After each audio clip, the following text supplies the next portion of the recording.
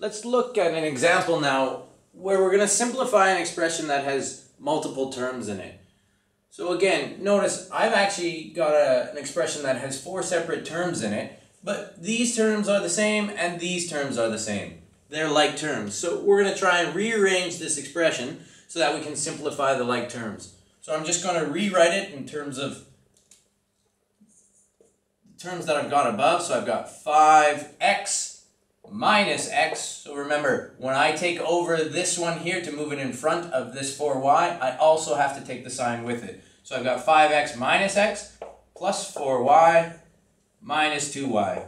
So I've just rewritten the expression. It means the same as the one above, but I've written it in terms of putting my like terms together. So 5x minus x, now I should end up with 4x, and I've got positive 4y minus 2y, I should end up with plus 2y.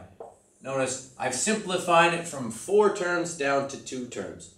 I also want to take a look at an example in which I find that sometimes my students are making mistakes in, and it has to do with directed numbers. But one of the things that I talk to my students about quite often is just recognizing the places where you're going to be ending up making mistakes.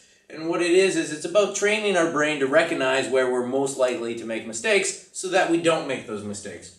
Looking at another example of simplifying, I've got 4 terms again. So I've got k minus 5 plus 2 plus 4k. Now in this example, I've also got 4 terms, and I'm going to rewrite it so that I put my like terms together. Here I should end up with k plus 4k minus 5 plus 2. Now, I've got k and plus 4k that go together. That will give me 5k. But I'm finding that some of my students, they have the tendency that as soon as they see the negative sign, they want to write down the negative sign and then just do the adding part. But the problem is if I just look at this and in my brain and I say 5 plus 2 and then write that down as a negative, that's negative 7. But that's not the correct answer. Remember, on our number line here, if I've got 1, 2, 3, 4, 5, negative 5, if this is 0, I've got 1, 2, and so on. I'm actually starting at negative 5. So here's my starting point, negative 5, and then I'm going to add 2. So I want to go 1, 2, this way, and I should end up at negative 3.